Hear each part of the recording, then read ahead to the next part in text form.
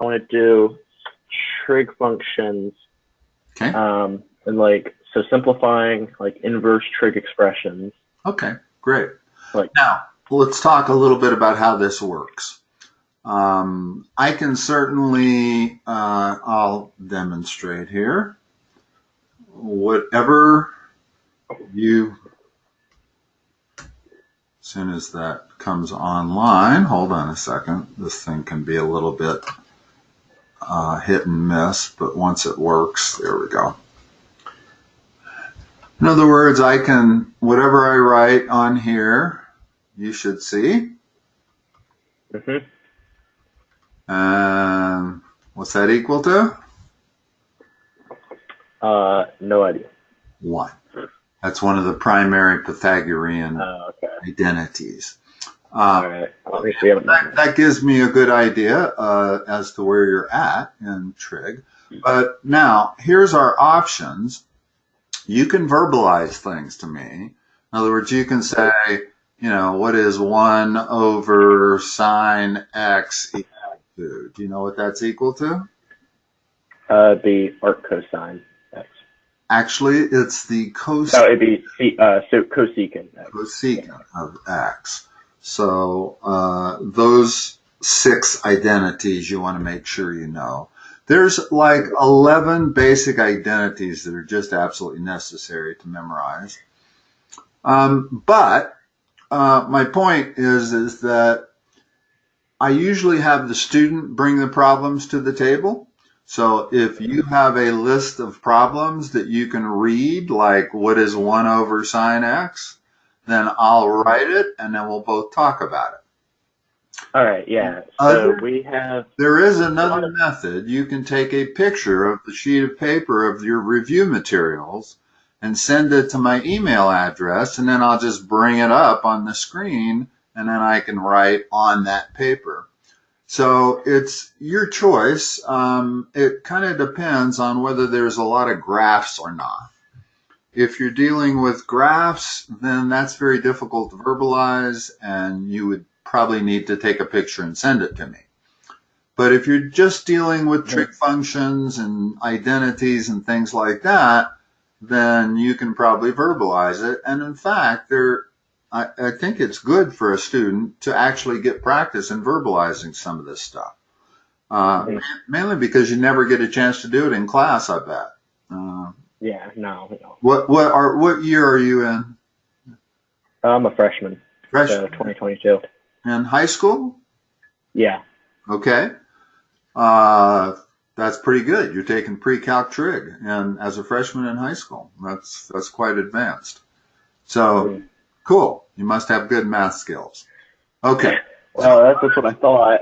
well, you got to understand Trig's kind of like a foreign language. You got to get used to it. And once you get used to its terminology and identities and expressions, it'll come easier to you. Mm-hmm. So tell me where you're at. Have you just started Trig? No, we've been doing it for maybe, I think, 6 weeks exactly. We're on unit 3. Semester, okay. So what kind of problems are you getting on your quizzes and homework, and what kind of stuff do you want to work on? Tell me where you're at. All right. So we have a cumulative review next week. We have a break this week, but the one after that, we have a cumulative review on the first 3 units. Okay. So in the first 3 units, there are 3 things that I kind of struggled with, and that was simplifying inverse trig functions. It was graphing like transformations and characteristics of a trig function. Okay. And then it was ambiguous case triangles for this unit. We can start on any of those 3. Let's go. I've got problems right here. So let's go ahead and start on the inverse trig functions. Okay. So I've got a review guide. I have just seven problems of varying difficulty. Yeah. So let's just start at number 1. Yeah, it's always good to go easy, medium, hard.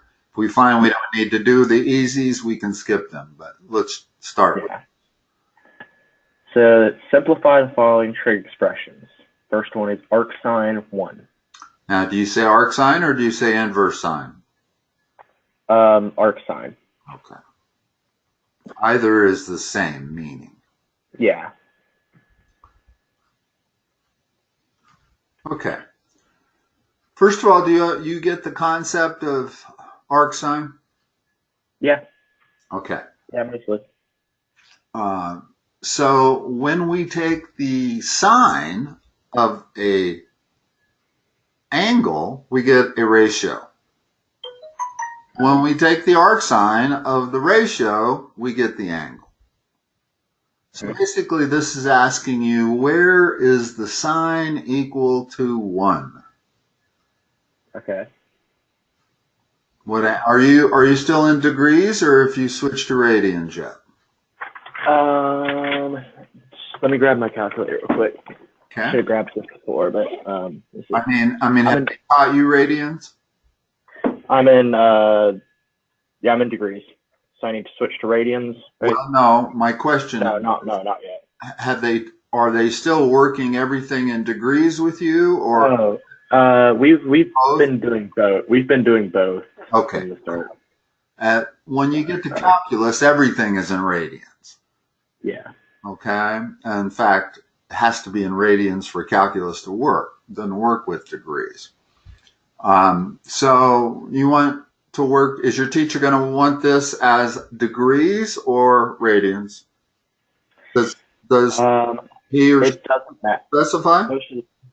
It doesn't really matter. Okay. So where's the sine equal to 1? 45 degrees. No. Here. No? Well, I'm going to draw the two triangles that are most important.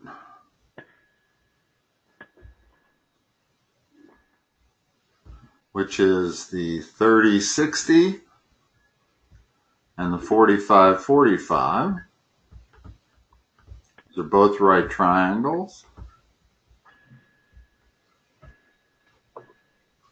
I call them my unit right triangles because one is always opposite the smallest angle. Okay? Sine is what? It is opposite over hypotenuse. Mm-hmm. So none of these triangles gives you a sine of 1. Okay? The best way, well, there's a couple of ways, but since this is an absolute another thing that you have to memorize, we might as well use this way.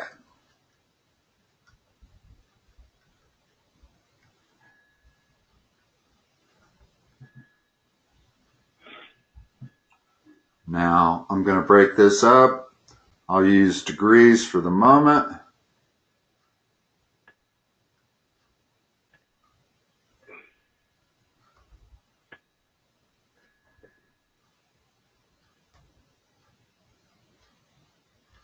Okay, look on that graph and tell me where sine is equal to 1. 90 degrees. There's your answer. Now, if I said, what is the arc sine of square root of 2 over 2?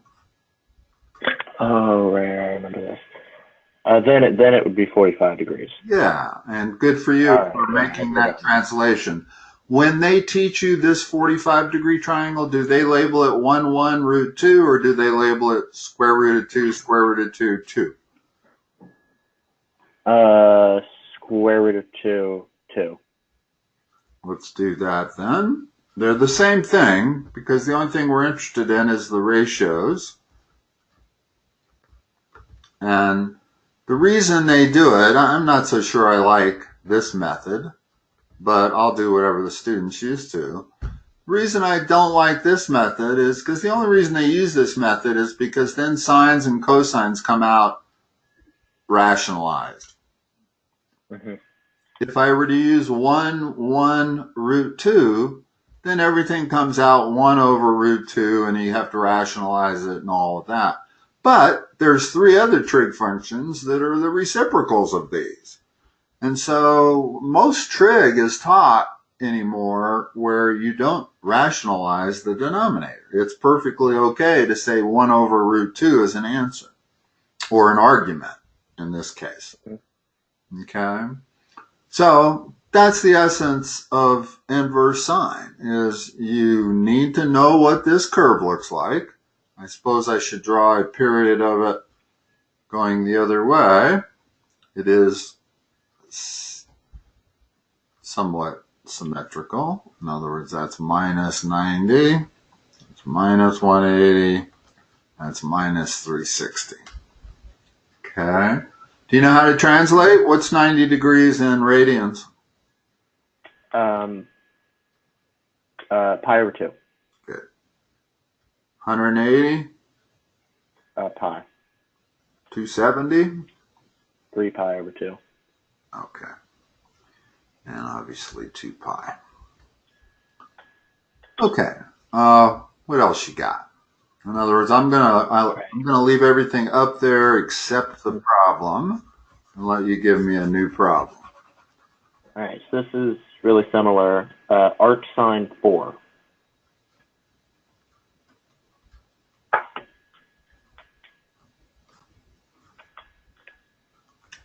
And what's this asking you? When does sine equal 4? Okay, look at that graph. Tell me when the sine equals 4. Never. Right? Yeah. Okay. Okay. So sine and cosine have a range between -1 and +1. Mm-hmm. They cannot be outside of that range. Likewise, their reciprocal functions, cosecant and secant, can never be inside that range. They can only be greater than 1 or less than -1. Mm-hmm. Now, you can make y go to 4 if you add a transformation. In other words, if I stick a 4 in front of that like that, then the curve goes all the way up to 4. So it's not like y can't ever be 4, but the sine function itself, its range is restricted between -1 and 1. Okay. Tangent, not so. Tangent can go from negative infinity to positive infinity. Same with cotangent. All right. So arc cosine pi over 2, or square root of 2 over 2. That would be what, 45 degrees? Yep. Yeah, that'd be 45 degrees. Uh-huh. That's why these two triangles will answer most of your fundamental trig angles. And that's why I kind of insist that everybody memorize them. And it's not the angles you're memorizing, it's the dimensions. It's the 1 root 3, 2, and it's the square root of 2, square root of 2, 2. Because trig is all about ratios. It's all about one side over another side of triangles. Mm-hmm. Huh? All right. So this one, arc cosine negative square root 3 over 2. So that would be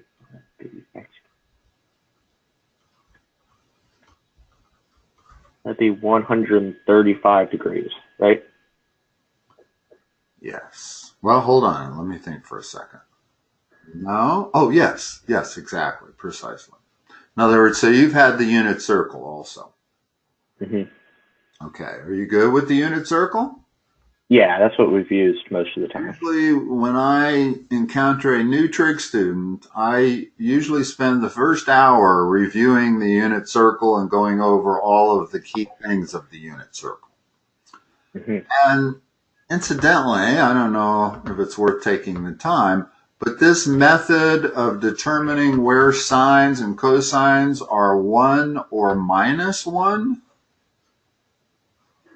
2 ways to do it. You can memorize their curves, which, as I said, you're going to have to do anyway. But there's another clever way of doing it. What are the x and y coordinates at that point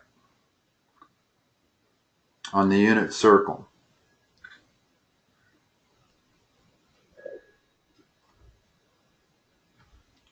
One comma 0, correct? Mm-hmm. What else do we know about that? The x and y coordinates are the cosine of x, comma sine of x. Yeah. Okay? So, we know that the cosine of 0, it has to be 1. Mm-hmm. Because this angle is 0. And the sine of 0 has to be 0. Now, if you go up to this point up here, are you familiar with this type analysis or not? Yeah, I am. Okay, if you are, I won't waste your time by going through it again. But if you, it's easy enough to figure out what the x and y coordinates are on these things. And it's extremely important to memorize that the x coordinate is cosine x and the y coordinate is sine x. So you can work your way around this circle and figure out what all your key quadrangles are. You know what a quadrangle is? Yeah. It's the 90, 180, 270, 360, so forth and so on. Yeah. All right. Good. If you got the unit circle down, that's 3/4 of the way there. Mm-hmm. Okay. What else you got? All right, so this one's more complicated. Okay. Cosine of arc cosine negative 1/3.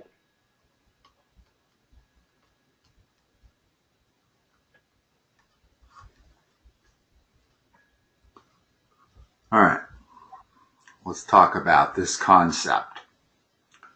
Remember that on some of these, the argument is the answer, and it's pretty easy to figure out. But yeah, they're going to get harder. In other words, if I said the arc cosine of the cosine of 30 degrees, that's going to be 30 degrees. But they get harder. They'll interchange trig functions. Sometimes they'll have you take the cosine of the arc tangent of something. And they'll switch places. So what I do is, and I think this is by far the best way to treat these, the way I'm about to explain it. Because then it works with any combinations. Okay. Arc cosine of negative 1/3 is some angle, right? Mm-hmm. We're going to take the cosine of that angle. So I'm going to draw a right triangle. I'm going to label theta. And tell me how to dimension that.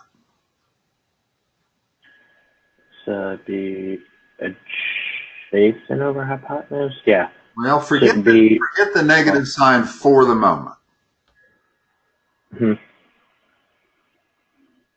In other words, since it's cosine of theta equals negative 1/3, correct?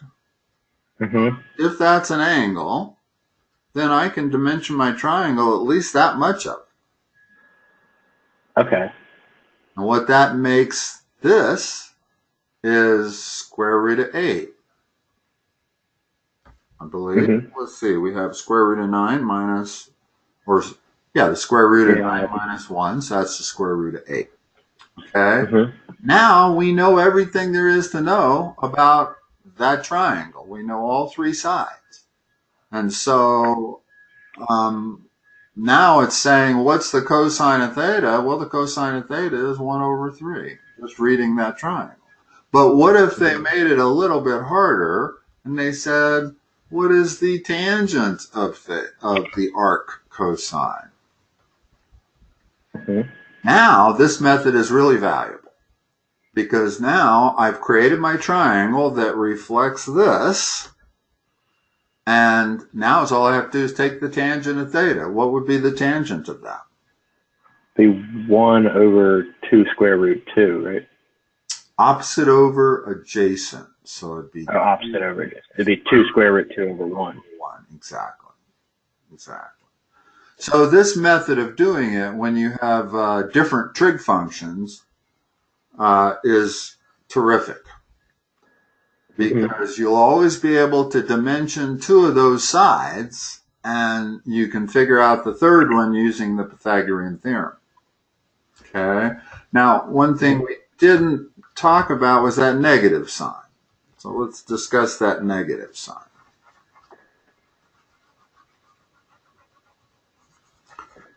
First of all, cosine is an even function.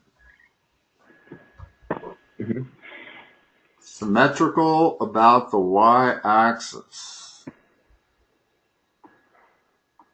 What that means is that the cosine of a negative angle is the same as the cosine of the positive angle. So I could substitute positive 1/3 in for that and end up getting the same answer. All right. Okay. And sine is a little different. Sine of a negative angle is negative sine of that angle. So if I encounter a sine inside here, then that's going to turn that angle perhaps negative, or fourth quadrant, or first quadrant. In other words, the only reason these can get complicated is there's usually 2 quadrants in that unit circle where something is negative, and there's 2 quadrants where something is positive. So you need to figure out which quadrant to go to, and maybe they'll give us a harder one, and we'll be able to tell. All right, so the next one is... For just a second here. Okay. Let me go back a second. That wasn't... The cosine, the arc cosine of negative 1/3 is in the second quadrant by definition.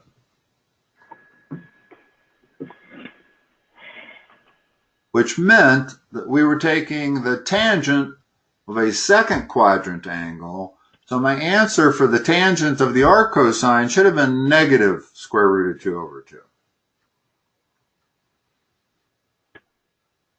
Here, let me ask you a couple of questions. Make sure you understand this.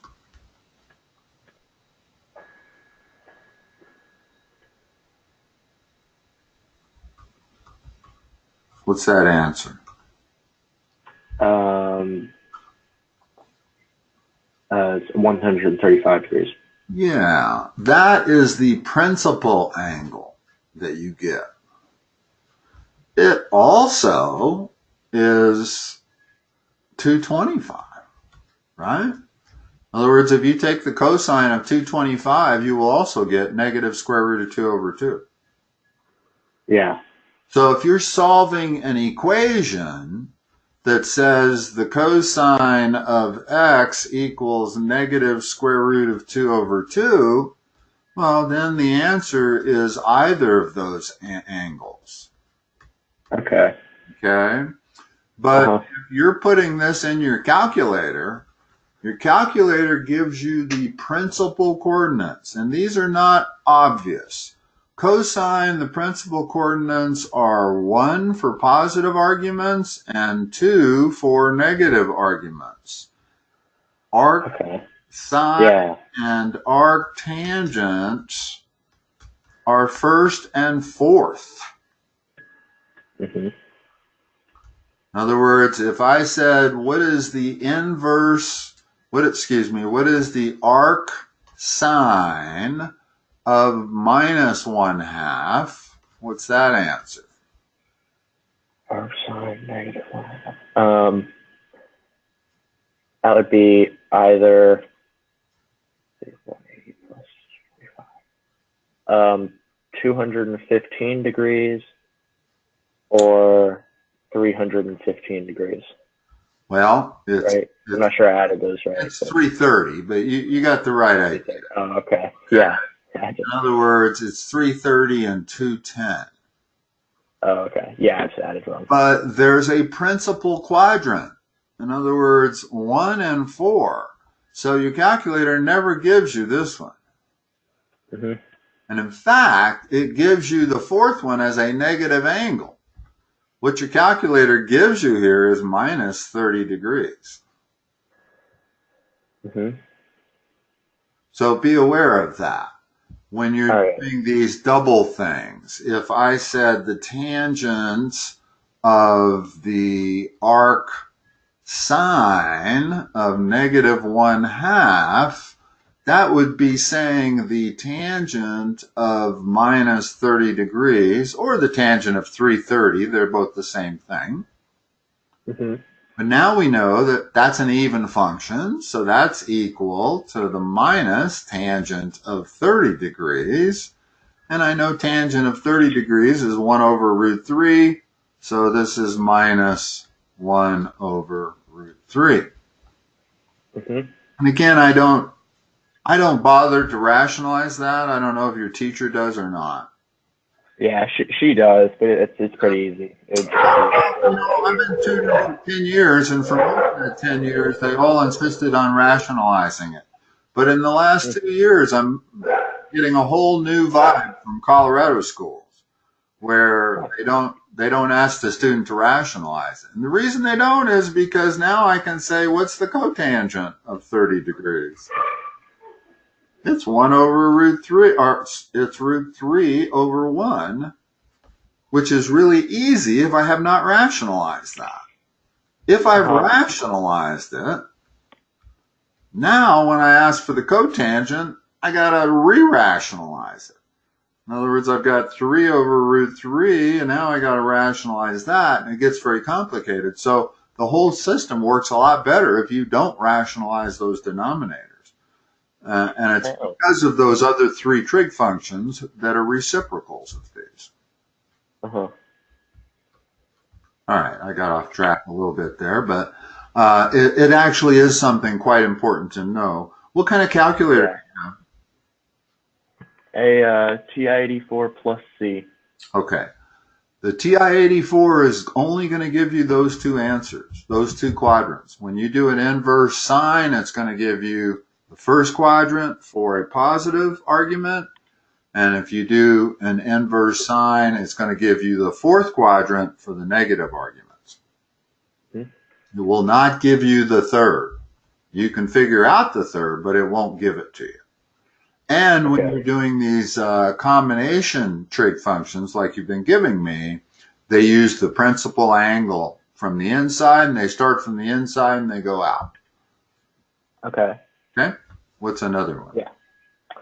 Arc sine, sine 7 pi over 6.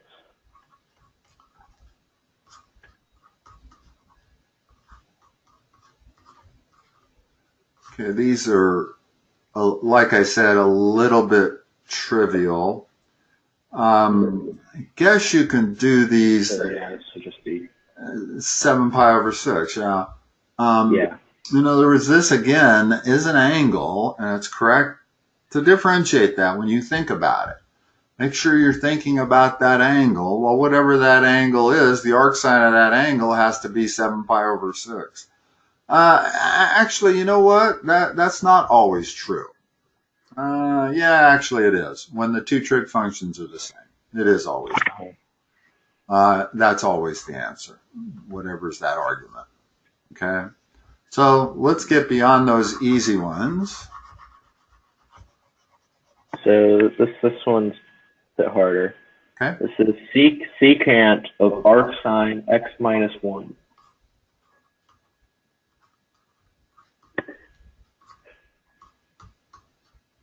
Here's where this other analysis works really great. I draw that in there to remind myself that arc sine of x minus 1 is an angle. Since it's an angle, I'm going to draw my right triangle, and I'm going to label that angle. Excuse me. That's an angle, so it's theta. That's the whole reason I write that theta in up there. Can you dimension that triangle for me?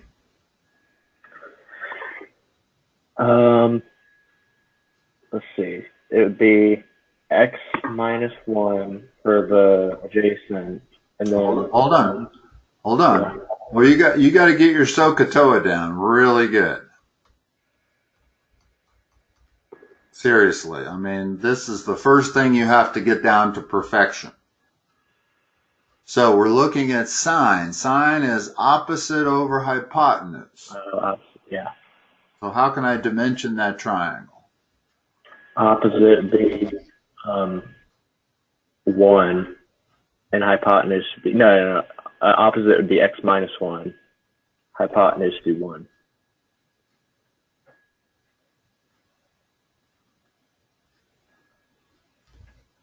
But this is arc sine, so would it flip?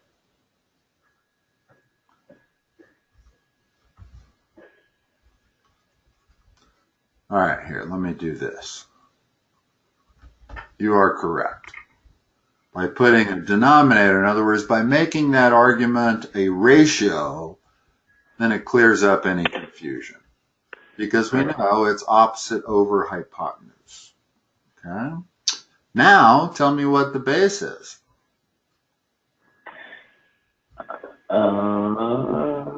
Remember when you're solving a third side, they all start out as square root of something. Yeah. It'd be... I don't remember how my teacher taught this. It's c squared minus the other side squared. Okay. Okay? This being x minus 1 being a. Okay? Mm-hmm. So what this becomes is c squared is 1 minus, I'm going to square x minus 1. That squares out to this. You with me?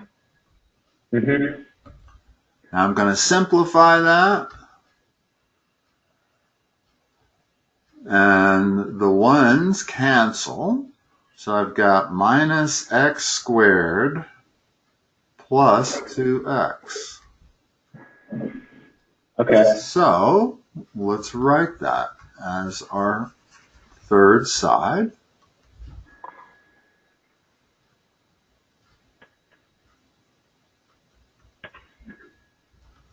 Now we have the triangle fully dimensioned, and we can take the secant of it.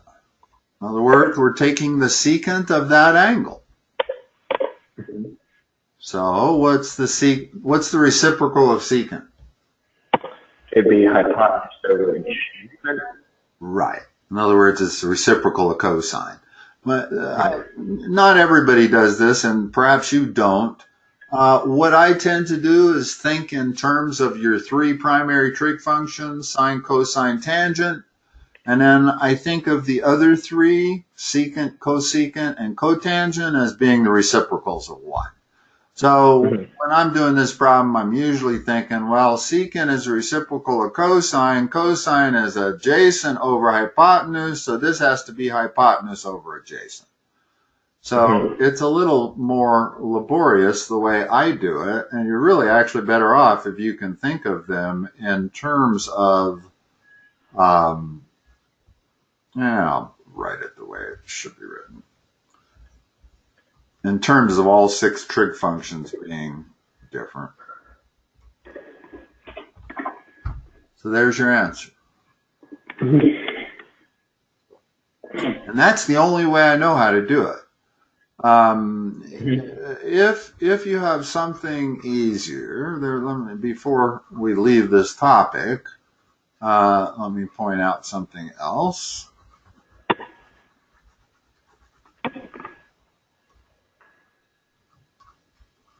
You can use a calculator to figure that out. Although, does he let you use a calculator all the time, or does he make you take tests without the calculator sometimes? No, most of the time we take it without a calculator. Oh, okay. Without a calculator, then, you would have to do this my way.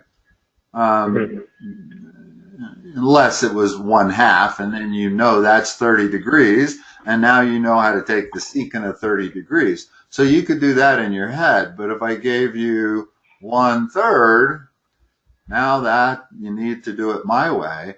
And notice my way never does figure out what that angle is. At no point do I figure out that angle. When I take the secant of theta, that's equal to 3.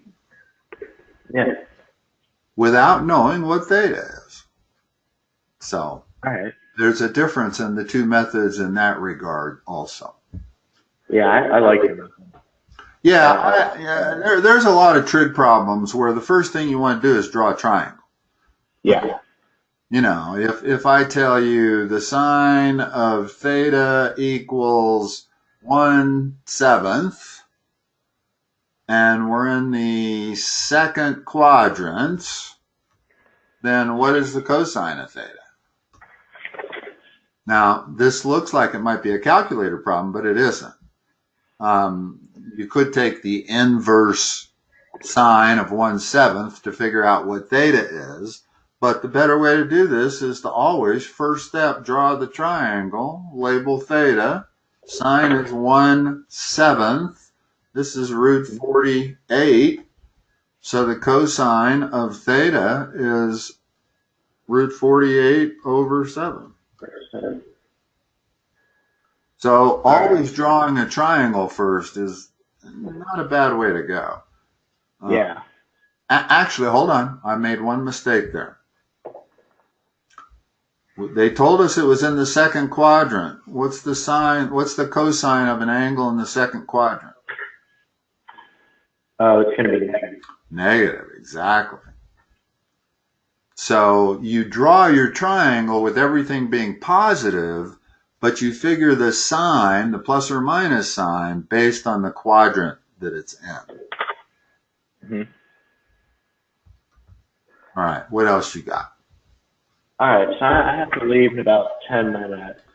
So you just tell me whenever you need to leave, and we're done. So. All right. So let's do this. Solve for all 6 trig functions of theta with the given characteristic. Okay. An endpoint on the terminal side is -6, -8. Okay.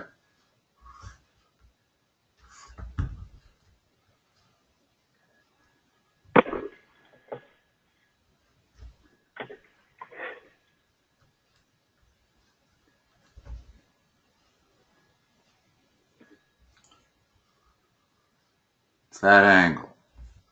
I want all 6 trig functions for that angle. Okay. To mention that triangle is called the reference triangle. Yeah. In other words, whenever you make a triangle by connecting to the x-axis with any angle, you're looking at a reference triangle. And, well, I won't draw theta there. That's not the theta. But, kind of is. Actually, I will draw theta there. Just see if that helps the understanding of it. Now, this dimension is 6. This dimension is 8. So, what's the sine of theta? It's going to be the square root of 6 squared plus 8 squared, right? Well, notice this is a 3, 4, 5 triangle. So you don't need to go through Pythagorean theorem. What's that hypotenuse? 10. Yeah, instead of 3, 4, 5, it's a 6, 8, 10. How did you get the 10? Because I recognize this as being the 3, the 6 as being the 3 side, the 8 as being the 4 side times 2. Therefore, the hypotenuse has to be 2 times 5. All right. Yeah. I see that. You could have used the Pythagorean theorem. You'd have gotten 10. It just would have taken you a little longer. And a couple triangles worth seeing are the 3, 4, 5 triangles, because they come up so often. Okay, so what is the sine of theta there? It's going to be 8/10, which would be 4/5. 4/5. Now, and I always do these in multiple steps. What is the plus or minus sign on that? Minus. Okay. Negative 4/5. And you go through that whole process for all 6 trig functions. What's the cosine of theta? 3/5. Negative 3/5. Tangent of theta? 6/8, right? That would be opposite of adjacent, maybe 8/6. Or negative 4/3.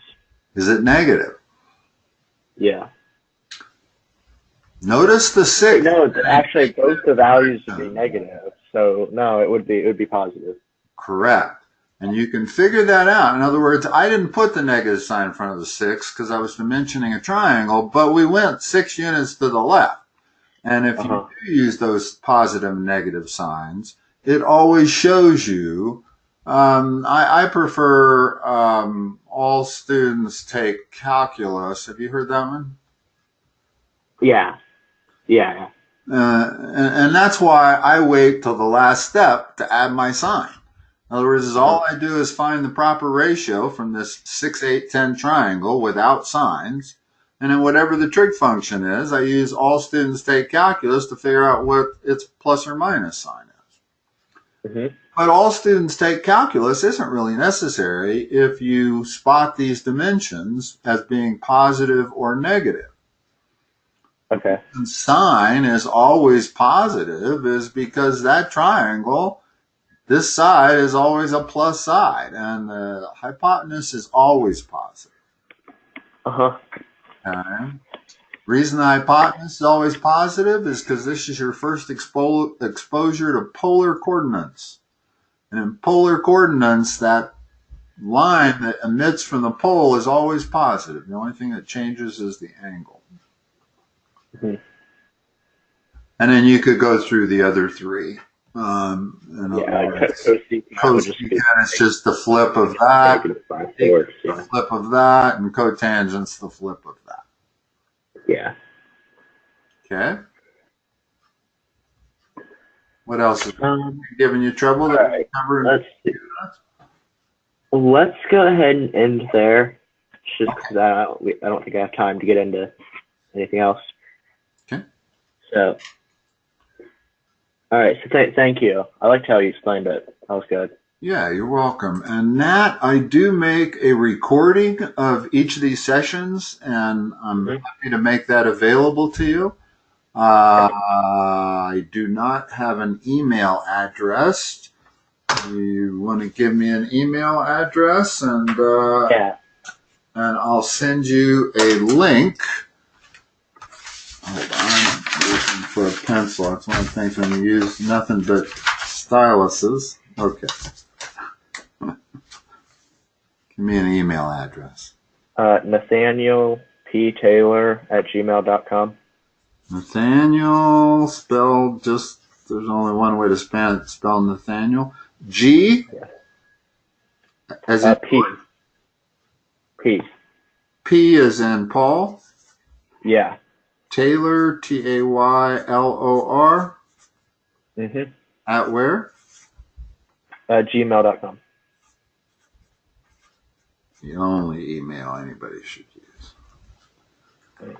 Which is just better than everybody else's. Okay, well, Nat, it's been nice working with you. I'll let you go. All right. And, all right. If you need any more help, just let me know. Let me give you a direct phone number that you can contact me. We'll still go through Wiseant for everything. But if you need to contact me, well, when I send you, I tell you what, my email will be on that email that I send you referencing this link to this recording. All right. You can always contact me directly through that. All right, great. All right. Bye-bye. Oh, you close out of that GoToMeeting by clicking on the X in the upper right-hand corner.